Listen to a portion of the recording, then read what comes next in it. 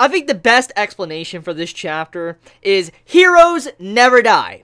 That's what Elizabeth did. Like, she straight up came in here acting like Mercy from Overwatch and just rezzed everyone back. She just rezzed Bond, she rezzed Diane, and rezzed King back, and they were like at point zero, like they were at 0 life. She just rezzed them back while they're waiting on the respawn timer. She's like, get back up, we gotta finish this. I was like, this is straight up Mercy. Like, she just pulled a Mercy in this chapter.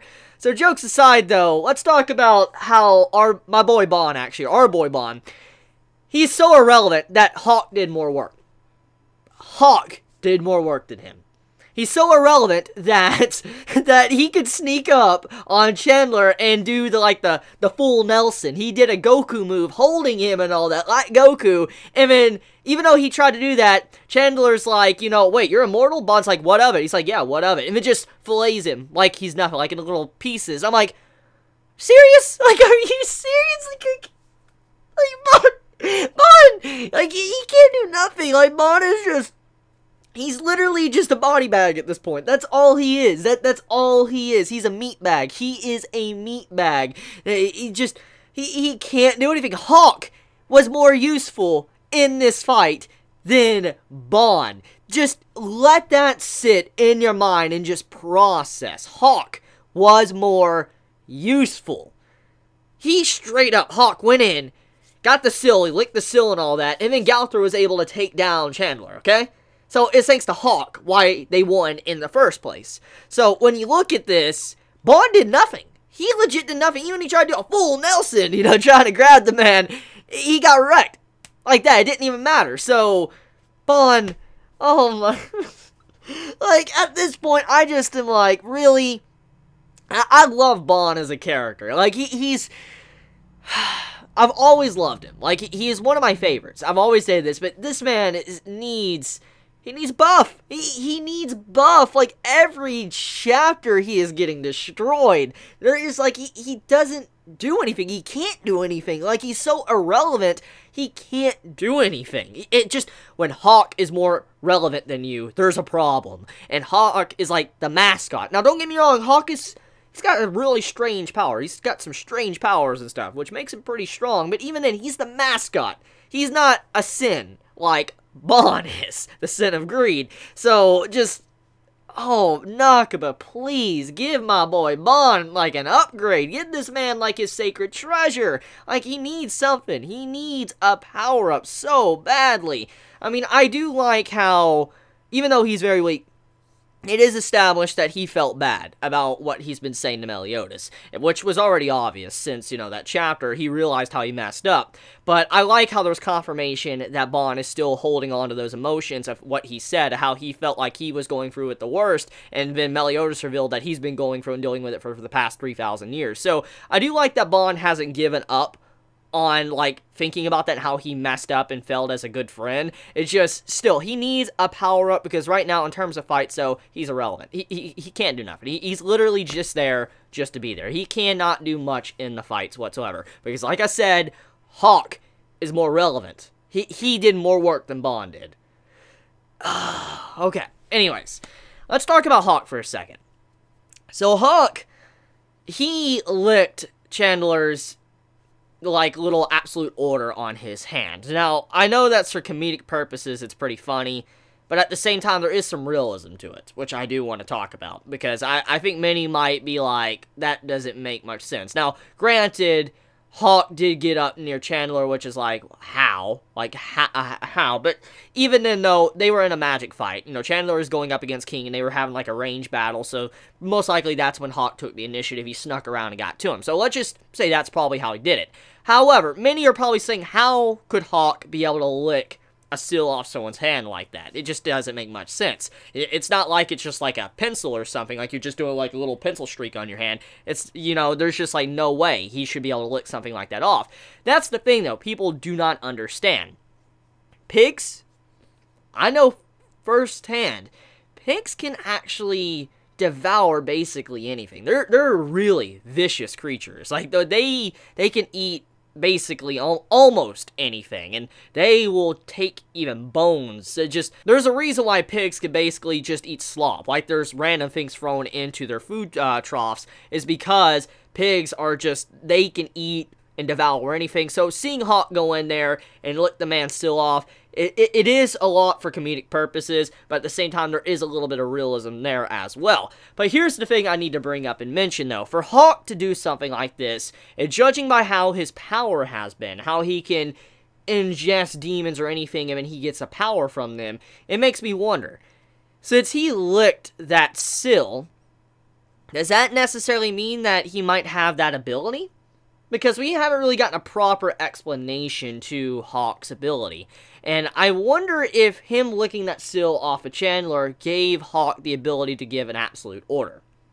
That's what I'm curious about. I'm very curious about that. I wonder if that's going to pop up, if that's going to be explained, or if that's just there and we're not going to, focus on that at all. I wonder if Nakaba will focus on that and give, maybe a Hawk an ability to where if he does do something like that, he can eat attacks, and then he can spit those attacks back out, like something like Absolute Order, maybe something like that. It'd be really cool if he could. Anyways, though, let's talk about the fight in general. So, overall, the artwork of the chapter was really nice. I'm not gonna even put Nakaba-sensei down for how good the artwork looked. It was beautiful. Very, very, very beautiful visually, in terms of the character designs, to also the backgrounds. It looked like a really good chapter. I really loved, how Chandler's, facial expressions were in the chapter, alongside with King's facial expressions. Just the way they were going back and forth with their artillery and all that. It was just really cool looking. So in terms of artwork for the chapter, it was top-notch. It was really good, it was high level, it was good quality for Taizai. Now, in terms of the action, like the fighting in general, what happened, Chandler reveals that he is below half of his max power. So he is like around probably running on maybe 45%, maybe 50 exactly. I highly doubt he's running on exactly 50%, but he's probably running around somewhere 40 to 45% of his actual power.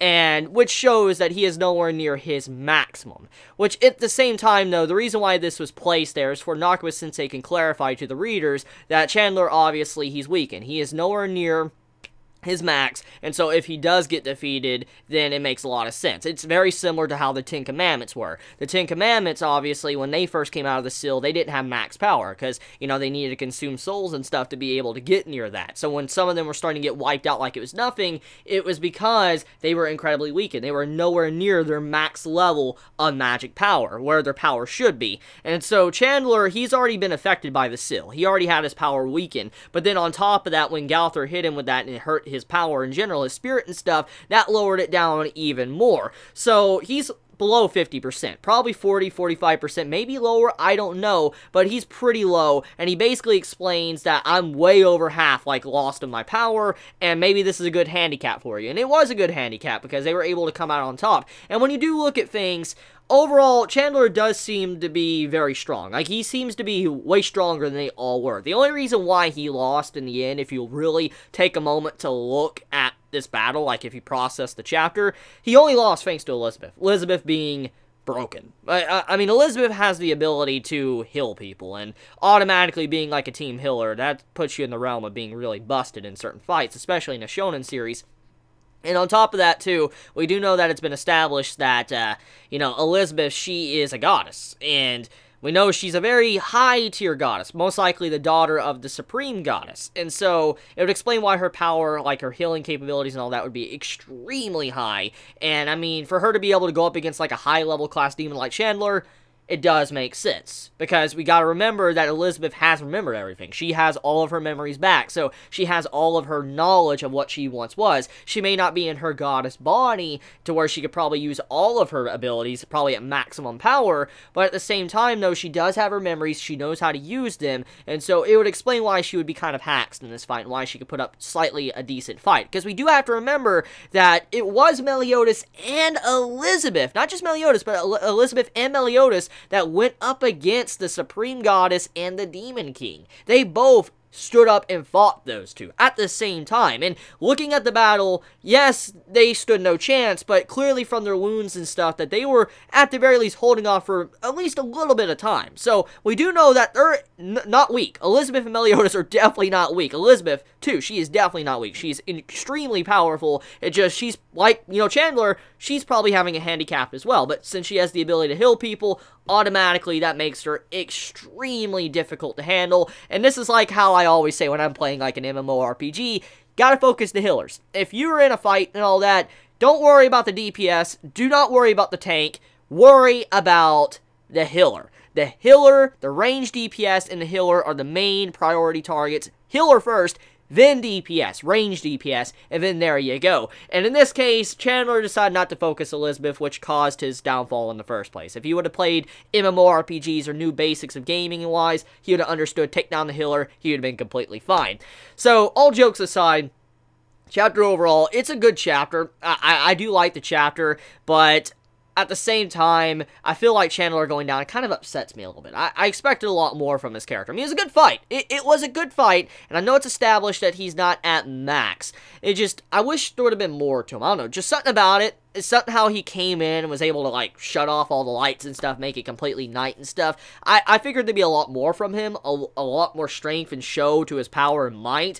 I don't know. I don't really know necessarily. I mean, I know he rushed full head-on into the 7 Deadly Sins, and that's probably why he got defeated. I mean, he was even warned before the fight began, you know, don't go in there, don't underestimate them, and he did underestimate that, you know, the sins, which has been shown in this chapter, previous chapters and stuff. So we do know that he is, you know, losing because of certain faults, that he just didn't listen.